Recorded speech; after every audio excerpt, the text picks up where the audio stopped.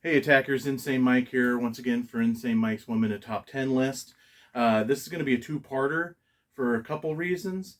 As you Attackers know, we recently lost Andy due to ALS, and it's been a rough time for us here at Attack of the Killer podcast.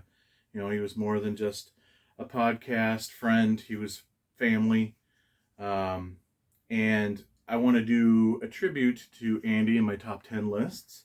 I'm going to be doing my top 10 favorite video updates from Andy, but I'm going to probably give a little extra detail to each one's in the top 10, hence why it's going to be a two-parter, because it's going to be longer than normal, and also slowing it down, as kind of like a little more somber, because of the topic. But there's still going to be some fun in here, because Andy was always a lot of fun. So here we go. Number 10 was video update episode 237, where he was showing off the stuff he got from Texas Frightmare. Tells a cool little story in there about how he ended up babysitting Ginger Lynn Allen's booth while she went to a panel discussion or something like that. So number 9 is episode 104. He shows a bunch of 8x10s and stills and lobby cards. Why this one is cool, because at Crypticon he met Meg Foster, got to talking with her. She was a real sweetheart, and gave him a couple of 8x10 looked like they're from a promo kit or something from They Live, one of his all-time favorite movies. He tells his storytelling of his Meg Foster experience was legendary and awesome, and I know those 8x10s meant a lot to him, so that's a great episode. Number 8, episode number 72, he shows off books from his collection, and just jealous of the stuff he has in his collection. He's got a lot of movie tie-in books. I love those, the little movie tie-in novels. But also he had from the 80s this box set from Time Life that I always wanted when I was a kid. It was the Mysteries of the Unknown set, and he kind of shows off some of that.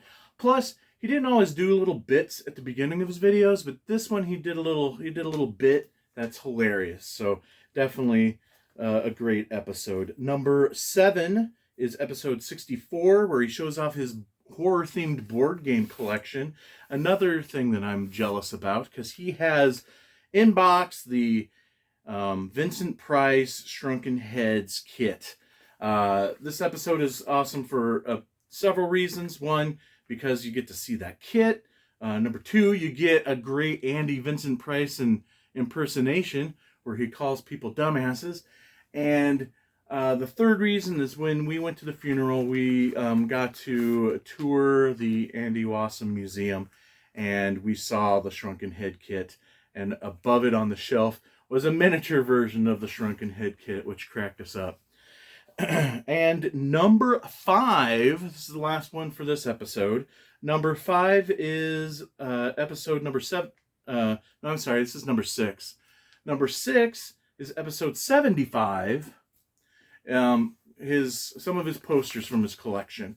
They're posters that still aren't framed. They're in bags against a cardboard backer, so they can stay flat and everything, and he could show them off.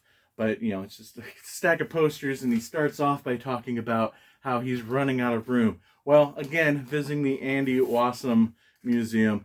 Yeah, so rewatching that one made me chuckle, because I totally know what he meant by that. So, anyway, that is it for this episode of Insane Mike's 1 Minute Top 10 list. Thanks for watching.